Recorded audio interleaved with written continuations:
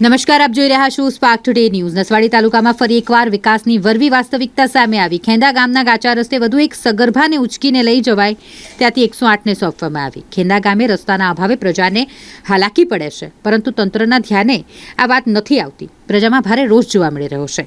એક સગર્ભાને દવાખાને પહોંચાડવા ખાનગી જીપમાં લોકો લઈને નીકળ્યા, પરંતુ ખેંદા ગામના કાચા રસ્તે જીપ ચડી જ ન શકી।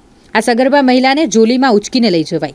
અવારનવાર આ જ રસ્તે અનેક ઘટનાઓ બની છે, છતાંય તંત્ર કાચા રસ્તાની કામગીરી નથી કરાવતું। નસવાડી પંથકના કારણે પ્રજાને હાલાકી ભોગવવાનો વારો આવતો હોય છે। જ્યારે 108 જેવી ઇમરજન્સી આરોગ્ય સેવા ગામડામાં પહોંચી ન શકે તો સામાન્ય ગરીબ આદિવાસીના સ્વાસ્થ્ય માટે પણ જોખમરૂપ સાબિત થઈ શકે તેમ છે।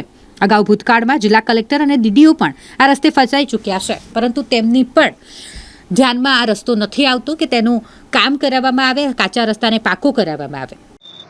નસવાડી તાલુકાના ડુંગર વિસ્તાર ખેંદા ગામે આજે એક પ્રસ્તુતાને 3 વાગે દુખાવો ઉપડેલો અને આ પ્રસ્તુતાને દવાખાને લઈ જવા માટે ત્યાં અમારા તે રસ્તાનો અભાવ છે, રસ્તો નથી, તો એક પ્રાઇવેટ સાધન કરી પ્રાઇવેટ સાધનમાં લઈ આવ્યા, પરંતુ એ પ્રાઇવેટ સાધન પણ ત્યાં રસ્તામાં ફસાઈ ગયેલું। તો 108 સુધી પહોંચાડવા માટે અમે 1 કિલોમીટર સુધી આ પ્રસ્તુતાને ઝૂલો બાંધીને લઈ આવેલા છે।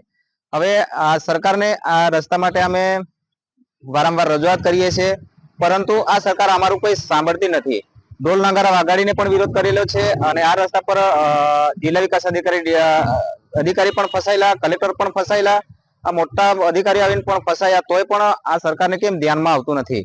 હવે મારે તો એવું માનવું છે કે તુરખેડાને જે ઘટના બની, તો મર્યા પછી જો રસ્તો બનાવતા હોય તો અમારા પણ આવી જ રાહ દેખી રહી સરકાર હોય એવું લાગી રહ્યું છે, કેમ કે મરે તો કરીએ કામ એવું લાગી રહ્યું છે મને। દાદુભાઈ કુમારભાઈ ડુબી।